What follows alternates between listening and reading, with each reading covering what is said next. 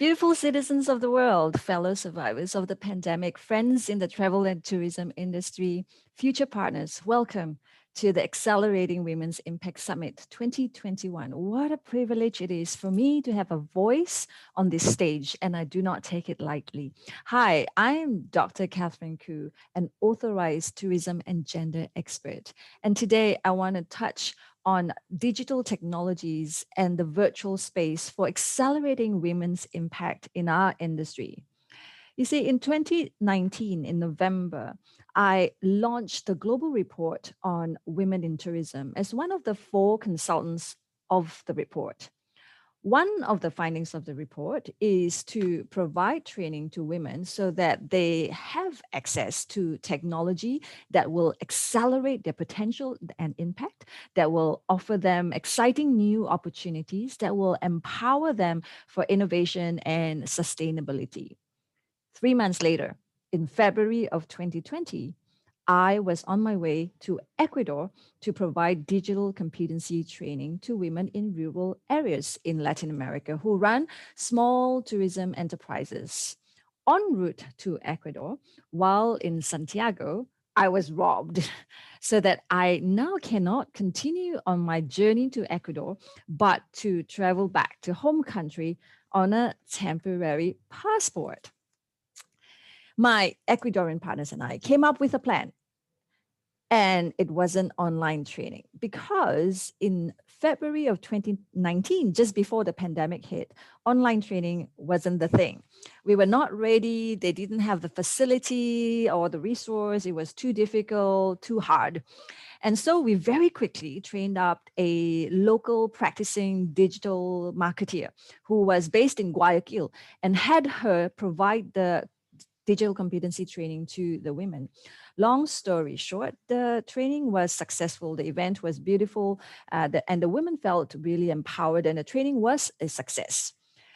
But given the contrast, 1 year later, today, we online meetings and virtual trainings have become quite the norm.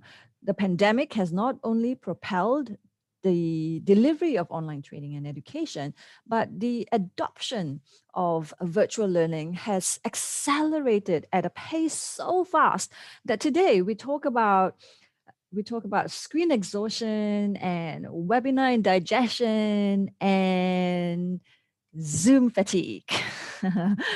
So virtual training has accelerated at a pace so fast that I'm not sure if we have stopped to think about how we're doing and if we are heading in the right direction. Because online training is so easy to do today compared to in February 2020, we are all jumping on our laptops to tune into webinars and workshops and courses and classes, conventions and conferences held all over the world. And, I wonder if we should have more conversations around learner fatigue and trainer training, because most trainers are taking materials used in face-to-face workshops and then putting them online. And it is to understand, it is so important to understand that what materials and methods will work and will not work well in online settings. Rapidly migrating content online can be difficult without a good understanding of the pedagogy of learning and of how virtual learning differs from face-to-face learning. Online training must work especially hard to engage participants, both through content as well as engaging participants through methods and tools. So what are we doing online in a time where so much knowledge is being curated and so much information is available? How are we using the digital space, and how do we maximize our online presence? As a digital and gender expert, I've been on so many virtual events targeted for women, such as this one. In these events, there are usually men who will come along, and I say that in a really positive way. And it's great that they come along, but you know what else they do? They don't just come along, but they will speak up either in person or in the chat box. And again, I say that in a very positive way. I founded a group called Women Academics in Tourism, or WAIT, and the name of the group will suggest that it's being created for the benefit of raising awareness about women's careers and their ambitions. But we have men sign up as members as well, and we welcome men. And but these men also post and participate through their posts, their comments, their likes. Really good. But here's the thing. Now let's turn our attention to, say, men exclusive groups. If the groups or meetings are labeled as such, would a woman turn up? And if she did turn up, would she have a voice or would she be an observer? Ladies and the gentlemen who are in this, tuning in to listen to this, I am talking about the digital gender divide that we must close, a phenomenon that is well documented in research reports. At the very elementary level, worldwide data has shown that women not only have lower frequency of the internet compared to men, but also lower intensity of use, a more narrow range of online activities, and lower likelihood of reporting strong internet skills. Women entrepreneurs generally lag behind in terms of digital entrepreneurship, product and brand development, and online marketing. And here's the thing, I want you to write this down. Women experience a greater sense of vulnerability relating to online sexual harassment and privacy concerns when engaging in e commerce. But here's another thing. Research has shown that, and this is important, has shown that even when men and women do not significantly differ in their actual online skills, women judge their own skills more modestly than their male counterparts. So this gender gap in self-perception is alarming because these self-perceptions could negatively impact digital entrepreneurship behavior. The intensity of internet-related skills arising from self-perceived skills impacts the likelihood of earning higher income, but it also affects the woman's propensity to engage in any entrepreneurial activity. Now, this may explain, I think, why 19 out of the 20 semi-finalists for the UNWTO Digital Transformation Tourism Startup Competition were represented by male CEOs and male co-founders, 19 out of 20. This could be one of the reasons why women's businesses tend to be smaller, less profitable, and experience slower growth. And these are all research based. And that women entrepreneurs tend to be less competent in converting digital and network advantages into business advantages. Just because we are all now in the digital space and using digital technologies, women's their access to and adoption of digital platforms cannot be assumed to happen naturally. And there is a huge and urgent investment that needs to be done for women's to increase and improve women's technology literacy. The overrepresentation of men at the UNWTO Tourism Startup Competition is not aligned with the predominance of women in the tourism sector. Women are not empowered yet in the training space. Training design and delivery, and I tell you this, is very Eurocentric, is very westernized, and is very homogenized.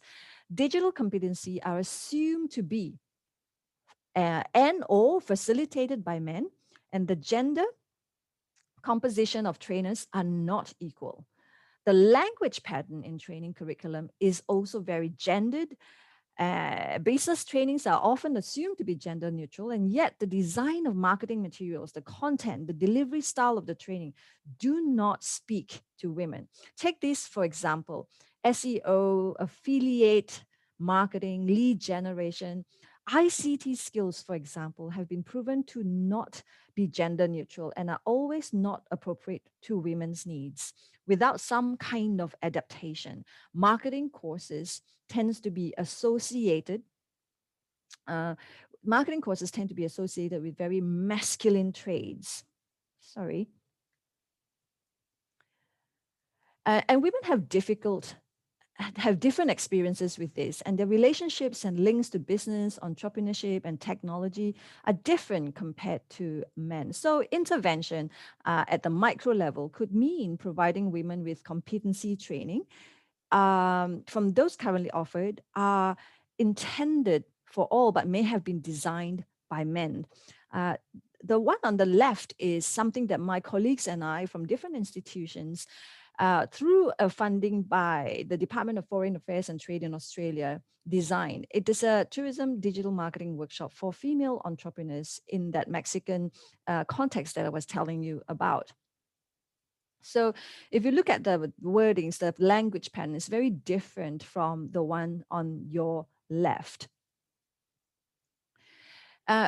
We did this because we found from the interviews we conducted with the participants in Spanish in their own language, we found out that they were very enthusiastic about the course. But their digital competency needs revolved around understanding Instagram and how to use photos and videos. They also did not have formal training. Let me put myself up here. They also didn't have formal training in selling tourism products and services. So they wanted that kind of knowledge on how they can better promote their offerings. And therefore, if you look at the first and the second bullet point, we included that in because that's what they said they wanted. They also wanted a hands-on session where they can go home having taken the majority of the work, having done all the majority of the work to take their businesses online. They needed support throughout and after the workshop. And therefore, we had the show and tell session to address these needs, and the support competition at the end in the last bullet point you see there. And so by listening to their needs, our workshop agenda looked very different from those that we have commonly seen. If we had sold SEO, if we had sold SEO or affiliate marketing or lead generation to them, I think the training would have been a waste of everybody's time and resources. The flyer promoting the workshop also specifies who should attend. And I think this is very different. And I want to show this to you. So here we have, let me move myself. Yeah, so here we say women entrepreneurs working in the tourism and hospitality related sectors who have little or no digital presence. And this is what we said. But we also had those who have some form of digital presence, but have no idea how to do it. And we had this. But the last one is interesting because this is what came out from the interviews with the participants. We encouraged the participant to bring along a support person for that continuity, the element of continuity. And this person can come along. We pay for their food, we pay for their travel as well to accompany the female entrepreneurs. And so this is a group photo of the participants. And if you can see from the front, you see a woman holding a baby. So the little girl attended the training all throughout the day. And next to her, on her right, your left, is her mother, who is also in the same business. So it's so nice to see 3 generations of women attending a digital competency workshop. So all in all, yes, the benefits of online training are great. And that's why we are all doing this. It's cost effective, it lessens logistical restrictions, and it has a wider reach. And I hear people say this all the time. It's good for women because they can attend training from home. They don't have to travel because of, unpaid home care and childcare. But it is because of this unpaid home care and childcare that they may not necessarily be able to focus. It may be running in the background. They're attending it, but they're not attending it. But we assume that they're attending it, and we inflate and conflate the numbers of women having done training. So this is a danger. But it's great to think about the benefits, but it's also we need to think about what women want. So we need to really design online events that are well designed, and we need to get clued up on the gender digital divide and understand this and make it work for women. And we really need to ensure that trainings are not gendered, but gender sensitive and address what women really need and really want. And I leave you with that quote. And I thank you again, organizers and the audience, for giving me this opportunity to talk about something that I'm so passionate about. And I will see you when the borders open up. Thank you.